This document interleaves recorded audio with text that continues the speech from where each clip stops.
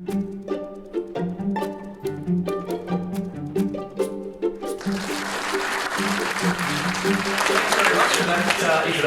and given we want to enter a different headspace, how about we all do something a little different? Why don't we all stand up? Can I take a minute and 30 seconds of your time to stand up?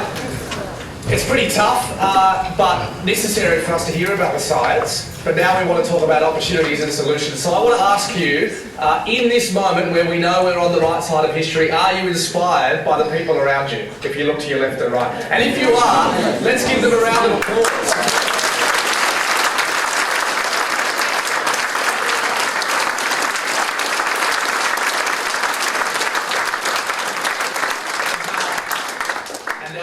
Standing ovation, I think my job is done. Thanks very much for being here, and thank you, Uncle Joe, for the welcome as well.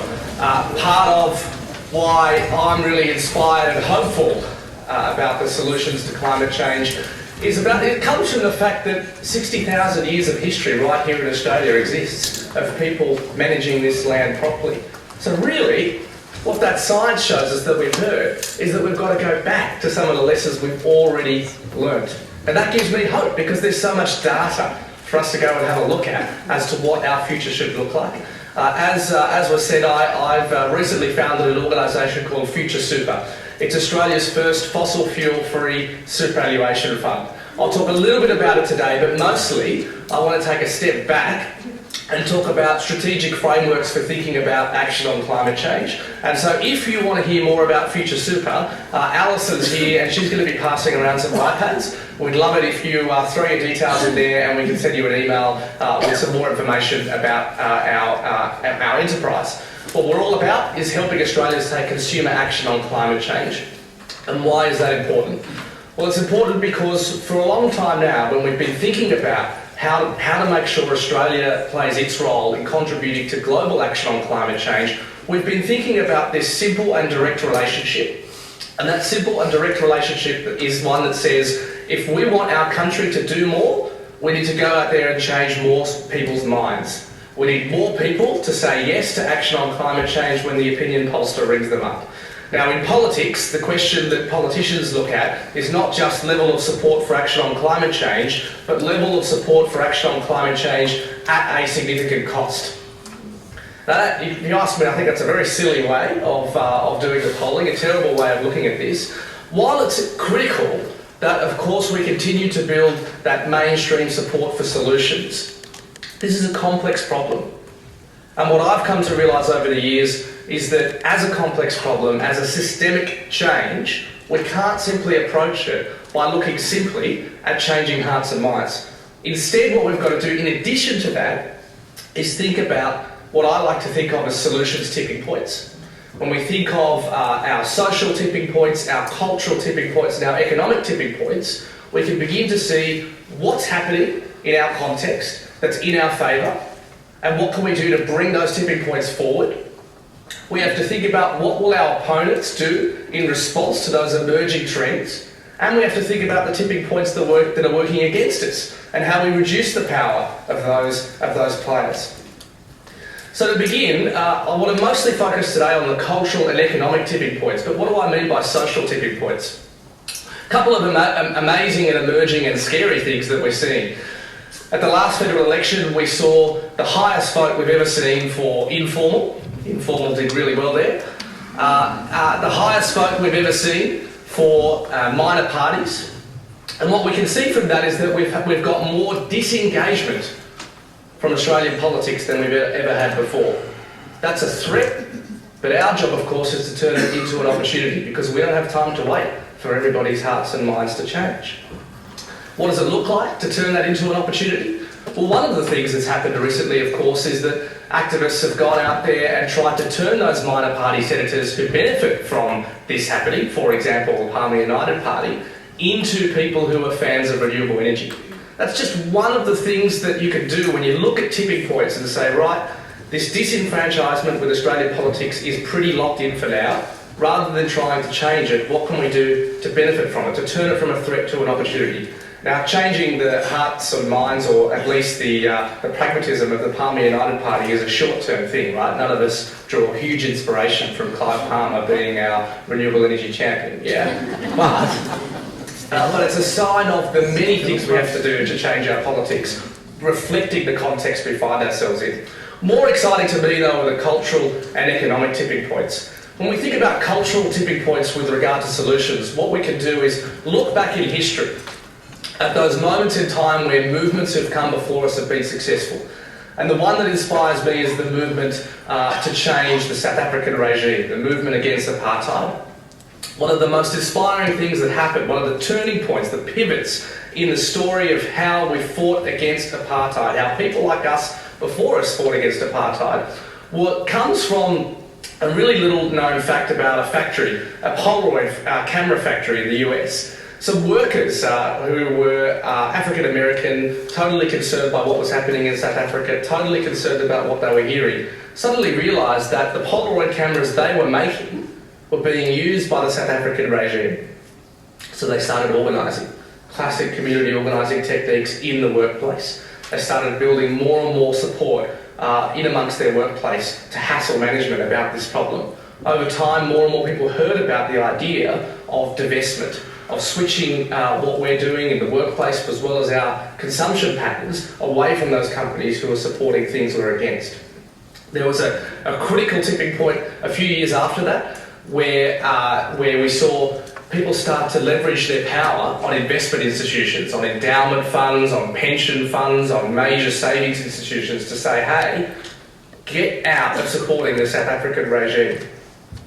And now, when we hear and read the thoughts of people like Nelson Mandela and in particular Desmond Tutu, they tell us that that type of divestment action, that type of community organising in the workplace, as well as the institutions we support, was critically important in changing the game because it chopped off the finance and it chopped off the cultural integrity to the apartheid regime.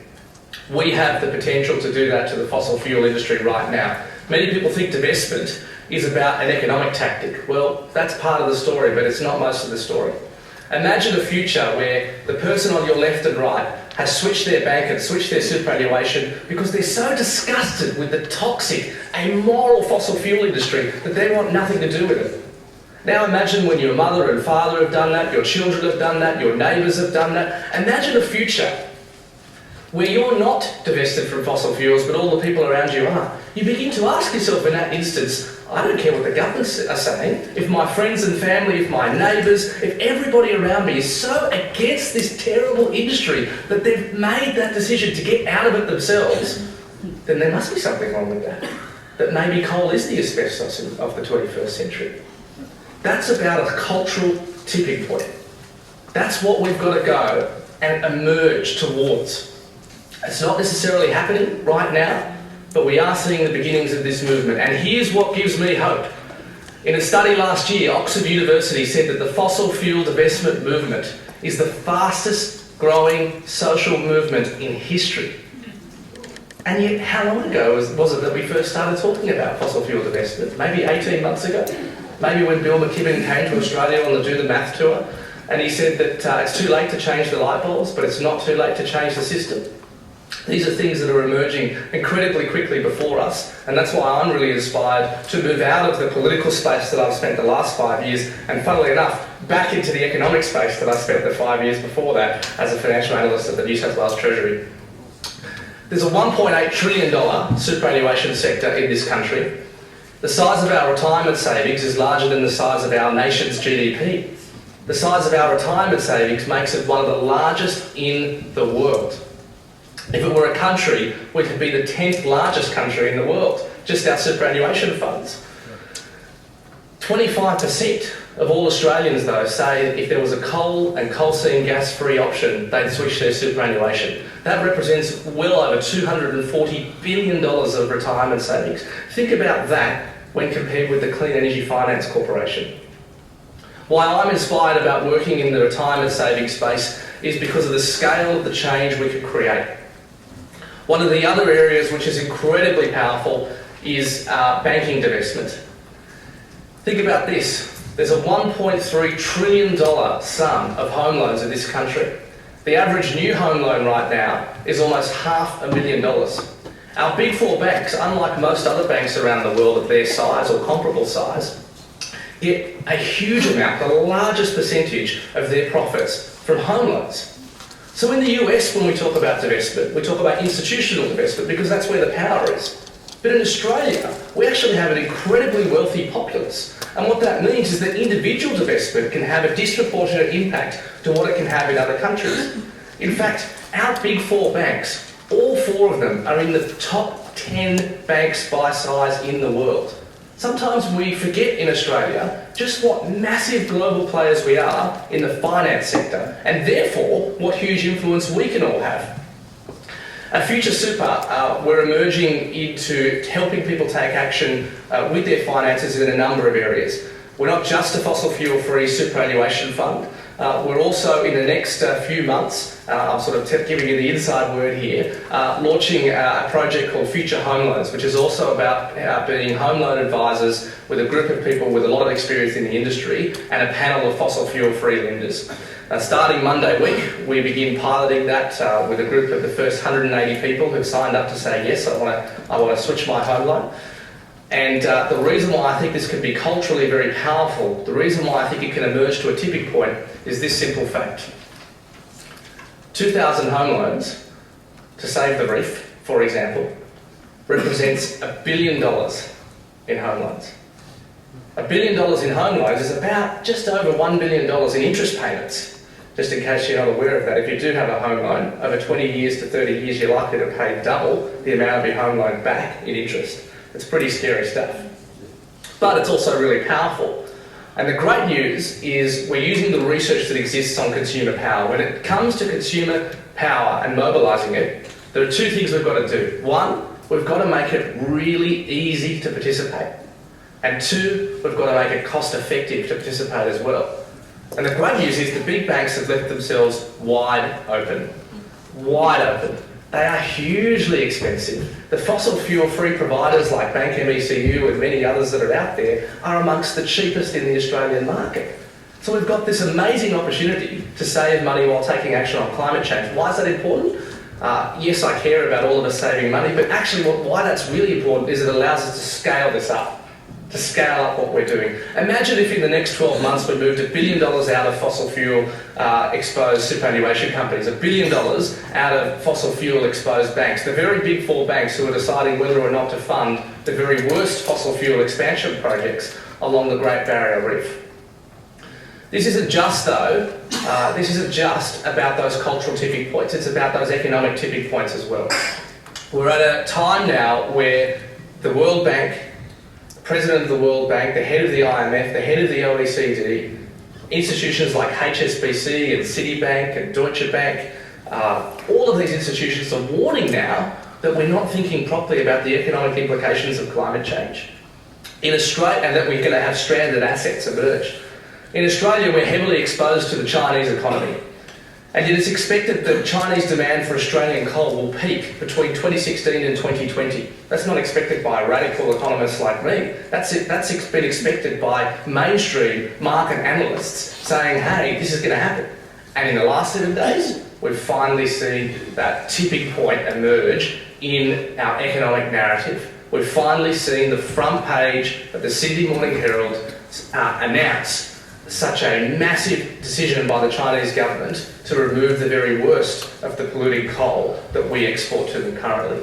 Now, when you've got a central economy deciding to move quickly in two areas, one, to reduce its demand for Australian coal, two, to increase its massive investments in renewable energy, then we can see significant shifts that not only put at risk our retirement savings, but actually put at risk the very fundamentals of the Australian economy as well. Professor Sept spoke about the economic impacts of adapting, but also the economic impacts of not adapting. However, financial markets are shifted not just by these things, but by what's happening around the world. We've got a huge opportunity right now to change the story, to change the narrative about what drives our economy and what doesn't. I hope that you will join me in being part of the divestment movement. It is only part of the story. I want to stress that. There's never been a more important time now for direct action. There's never been a more important time. There's never been a more important time than to continue getting out there and working in the community organising spaces, getting out there with groups. I can see a wonderful Solar Citizens t-shirt here, getting out and supporting groups like that. It's never been more important to do that. But it's also really important that we align our money and our values as well. Because as Bill McKibben says, if it's wrong to wreck the climate, then it's wrong to profit from that wreckage. I want to get us back on time, so I'm going to stop there. Thank you very, very much for having me. Cheers.